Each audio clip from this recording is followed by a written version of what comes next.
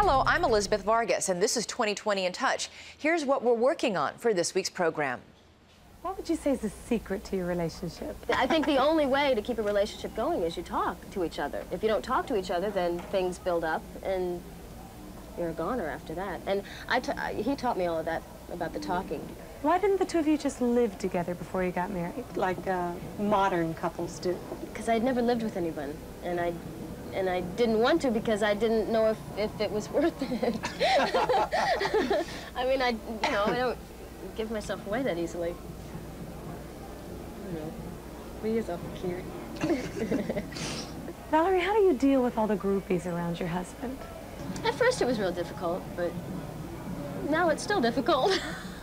Well, I go out with him a lot, and when I don't go out with him, if someone strange answers the phone, he's in trouble and he can't come home. You know, the locks are changed and he knows that, you know, but... Not anymore. No. Don't bet on it, honey. I deal with it with the way that the communication and the trust and all those things that are part of a relationship. I trust him implicitly. I mean, you know, and I can't not.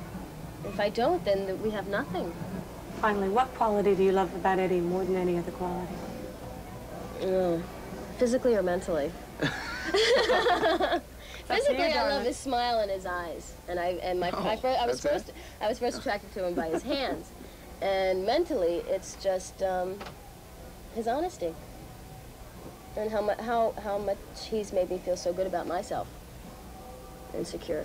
How about you, Eddie? What about Valerie? Basically the same thing, yeah. I think I got a better smile. Yeah, same thing, really.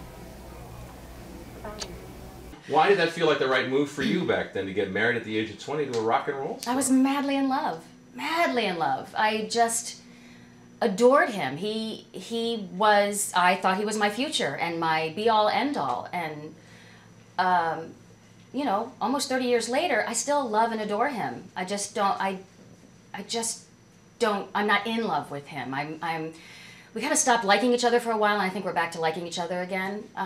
But you don't really know how to give and receive love at such a young age. And I think my relationship now probably proves that, definitely, because it's love at an older age is definitely a much more enjoyable process than it was back then. It's all about emotions and carnal, and it's just not so much that anymore. I mean, the carnal's still there, but it's more intellectual too. I mean, I can actually have a really fun, decent, engaging conversation that I wasn't able to, and it's no fault of Ed's, no fault of mine, we were just too young. When did you get the feeling that something was not right with your relationship after you got married?